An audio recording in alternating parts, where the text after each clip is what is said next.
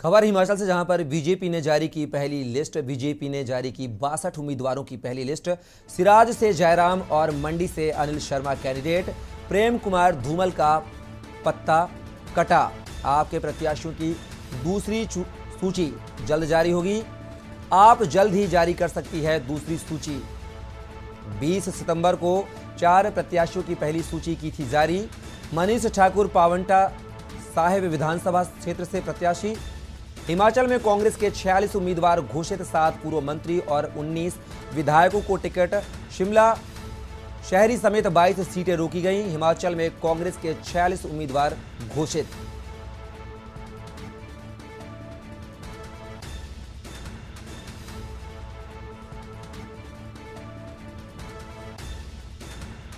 इस खबर पर हमारे साथ हिमाचल ब्यूरो चीफ विनोद गुप्ता हमारे साथ मौजूद हैं। विनोद जी, लिस्ट जारी कर दी गई है, अब क्या कयास लगाए जा सकते हैं कि अब प्रत्याशियों के बीच में किस तरह से अब घमासान होगा, चुनावी रणनीति तैयार होंगी, चुनावी सभाएं होंगी, किस तरीके की तस्वीर देखते हैं हिमाचल की? विनोद जी।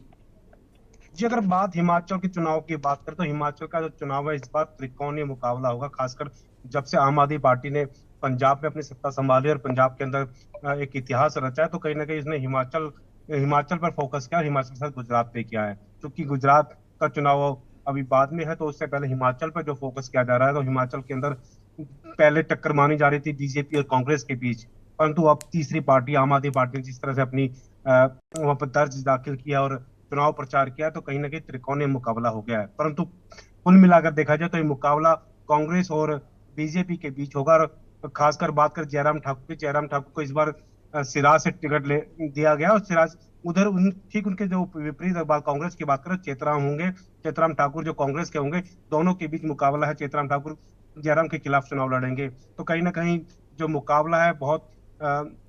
कठिन बताया जा रहा है, खासकर जयराम ठाकुर के लिए, क्योंकि एक तीसरा पार्टी का आना और खासकर पड़ोसी राज्य में इतिहास रखना आम आदमी पार्टी का, कहीं ना कहीं हिमाचल के अंदर वो कुछ ना कुछ तो वोट बैंक खत्म करेगी, चाहे कांग्रेस की हो चाहे बीजेपी की हो। जी, विनोद जी, तीनों पार्टियों ने अपने प्रत्याशियों का ऐलान कर दिया। अगर बात करें तो आम आदमी पार्टी ने भी पहले ही लिस्ट में 4 प्रत्याशियों के नाम की घोषणा की थी। अभी दूसरी लिस्ट भी आने वाली है, तो दूसरी लिस्ट आने के बाद की तस्वीर क्या होगी वहां की, हिमाचल की, विनोद जी?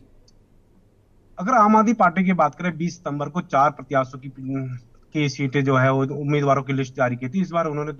दूसरी जो लिस्ट है वो कल जारी कर दी थी, जिसके अंदर कुछ प्रत्याशी उन्होंने अभी घोषित किए। बाकी जो लिस्ट आने वाली है वो 2 से 3 दिन की आएगी, क्योंकि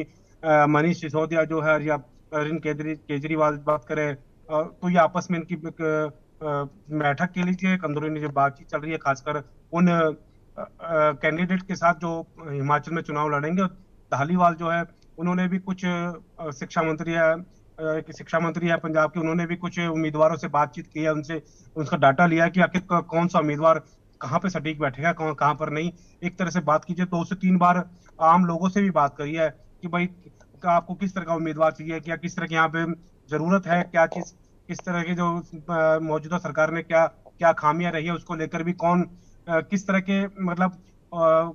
बात की जाए तो किस तरह की उम्मीदवार जो बिल्कुल अपने बैकग्राउंड की बात करें उस उम्मीदवार की, तो साफ छवि का होगा, साफ दावे जो पेश करेगा उन सरकार के जो एक बात की जाए जो खुद अरविंद केजरीवाल गए थे और उन्होंने गारंटी योजनाएं दी थी, तो कहीं ना कहीं ऐसे उम्मीदवारों की घोषणा करने जा रहे हैं जो साफ छवि के होंगे, दमदार होंगे और बेदाग होंगे। जी, विनोद जी, बीजेपी पार्टी सबसे आगे प्रत्याशियों की सूची जारी करने में दिख रही है। 62 प्रत्याशियों की सूची यहां जारी की है बीजेपी ने, तो वहीं कांग्रेस 46 सीटों पर जारी की है। तो क्या कांग्रेस को उम्मीदवार मिल नहीं रहे हैं, या छानबीन सोच समझकर फैसला लेगी कांग्रेस बाकी सीटों पर? कांग्रेस की बात करें, कांग्रेस के अंदर काफी समय से माथापच्ची चल रही थी, क्योंकि कुछ उनके जो मौजूदा विधायक है या जो कुछ पुराने विधायक है जो दावे कर रहे हैं, क्योंकि एक एक सीट पे 4 4 उम्मीदवारों ने दावा पेश किया था, तो कांग्रेस का जो मंथन है वो दिल्ली में भी जारी रहा, हिमाचल में भी जारी रहा, और खासकर बात करें हरियाणा में 1 2 बार मीटिंग भी जरूर हिमाचल के कांग्रेस के जो लीडर है उनकी हुई थे। तो कहीं ना कहीं अंतिम जो फैसला है वो सोनिया गांधी के हाथ में है। तो इसी यही कारण है कि एक ही सीट पर 4 4 6 6 लोगों का दावा करना, और किस तरह से चुनाव को देखा जा रहा है कि आखिर आने वाले समय में अगर बीजेपी और कांग्रेस की टक्कर है उसको देखते हुए कैसे उम्मीदवार कांग्रेस लाएगी, क्योंकि कुछ ही एक ही राज्य या दो राज्य रह गए कांग्रेस के पास, और यह भी राज्य ना चिंता या दोबारा से कांग्रेस यह राज्य वापस इसकी जो वोटों की संख्या है या इसके कैंडिडेट के अंदर जो बहुमत है जो वोटों का वो कितना आएगा कितना नहीं, उसको देखते हुए ऐसे कैंडिडेट लाए जा रहे हैं जो शायद अपनी चुनाव जो इस जीत जीत को दर्ज करे विधानसभा में, और शायद हो सके तो वो कोशिश प्रयास यही है कि वो हिमाचल का बीजेपी से पलट मार करते हुए कांग्रेस सत्ता में आ जाए। जी विनोद जी, अभी हाल ही में देश के प्रधानमंत्री नरेंद्र मोदी ने हिमाचल में जाकर एक वंदे भारत ट्रेन को हरी झंडी दिखाई थी, तो क्या इसका फायदा बीजेपी को आगामी चुनाव में होता हुआ दिखाई देगा या नहीं? बिल्कुल, स्टार प्रचारक की बात करें हिमाचल के अंदर तो बीजेपी के पहले स्टार प्रचारक है। कुछ समय पहले से ही नरेंद्र मोदी प्रधानमंत्री ने अपनी कमान संभाली थी, और पहले भी कई योजनाओं को परियोजनाओं को, चाहे एम्स की बात करें चाहे वंदे भारत की बात करें, तो इनको कहीं ना कहीं ये हिमाचल वासियों को सौगात दे चुके हैं, और आने वाले समय भी खुद स्टार प्रचारक के रूप में मोदी रहेंगे। और कहीं ना कहीं इन चीजों का फायदा, चाहे एम्स की बात करें चाहे और परियोजनाओं की बात करें, सड़क योजनाओं की बात करें, क्योंकि एक हिमाचल का पंचकुला से बात करें, पंचकुला पिंजौर से एक बद्दी के लिए एक नया रोड जो है वो हिमाचल वासियों के लिए बिल्कुल 4 लाइन्स की बात करें, उसका भी उद्घाटन, परियोजना का उद्घाटन खुद प्रधानमंत्री नरेंद्र मोदी ने किया था। तो कहीं ना कहीं इन चीजों का फायदा बीजेपी को जरूर होगा। विनोद जी, जैसा कि हिमाचल में होता रहा है कि एक बार बीजेपी एक बार कांग्रेस सत्ता में आती रही है, लेकिन क्या इस बार के चुनाव में तस्वीर बदलती हुई नजर आएगी हिमाचल की, कि जिस तरह से बीजेपी ने अन्य राज्यों में रिकॉर्ड तोड़ा? हम उदाहरण के तौर पर यूपी की बात करें तो यूपी में लगातार दूसरी बार योगी सरकार काबिज हुई उत्तर प्रदेश में, तो क्या इस बार का इतिहास भी हिमाचल में बीजेपी दोहराएगी? बिल्कुल हो सकता है, क्यों नहीं हो सकता, क्योंकि जिस तरह से जयराम ठाकुर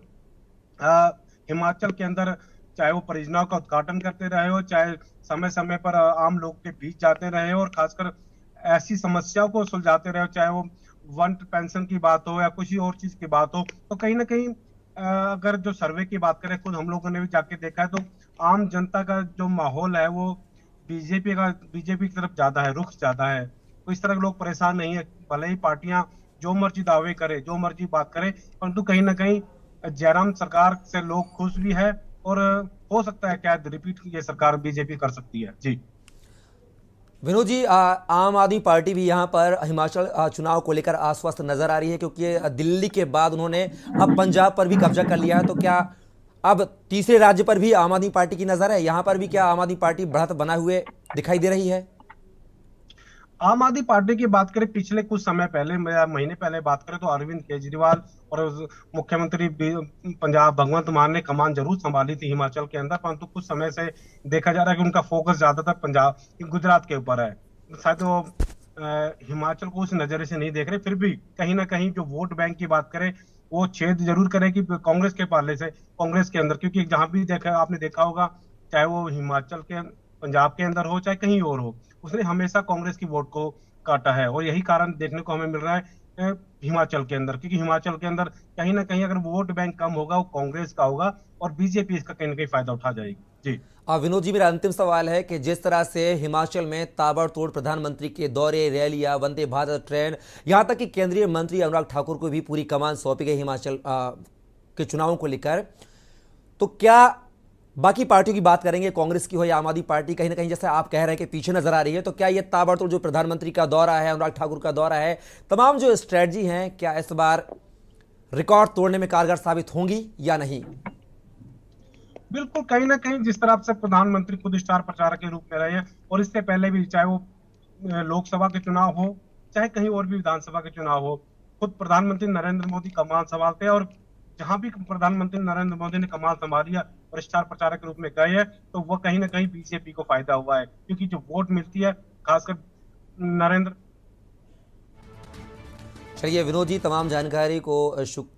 साझा करने के लिए आपका बहुत बहुत शुक्रिया। तो ये था हमारे साथ हमारे हिमाचल ब्यूरो चीफ विनोद गुप्ता, जो कि हिमाचल चुनाव से एक बड़ी अपडेट हम तक पहुंचा रहे थे, जहां पर तीनों पार्टियों ने अपने प्रत्याशियों की सूची जारी कर दी है। बीजेपी ने 62 उम्मीदवारों की लिस्ट जारी की है, तो वहीं कांग्रेस ने 46 प्रत्याशियों की सूची जारी की है, तो वहीं आम आदमी पार्टी ने पहले ही 4 प्रत्याशियों की सूची जारी की थी।